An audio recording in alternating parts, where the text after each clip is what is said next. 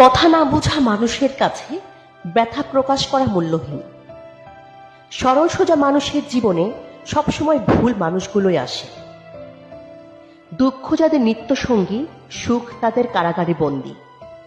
মানুষের কথা চিন্তা করে লাভ নেই, কারণ মানুষ না মরলে কেউ কাউকে ভালো কয় না।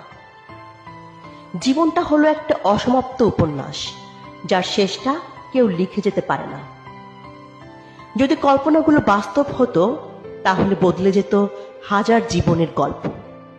পথ যেখানে নিচ্ছে, সেখানে যাওয়ার কখনো ছিল না ইচ্ছে। অভাবী হও, তবে কখনো নিচু স্বভাবের হইও না। আমরা মিশুক নই, অথচ মানুষ আমাদের সস্তা ভাবে। প্রয়োজন ফুরালে গাছের পাতাও ঝরে পড়ে, আর আমরা তো মানুষ। শখের বয়সে যারে মনে ধরল, তারে আর কপালে ধরল না। আবেগের বয়সে করা ভুল জীবনের বহুদিন পর্যন্ত আমাদের ভোগায়।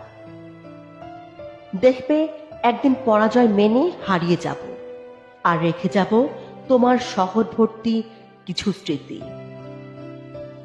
শূন্যস্থান আজীবন শূন্যই থাক, তবুও ভুল মানুষের দ্বারা পূর্ণতা না পাক।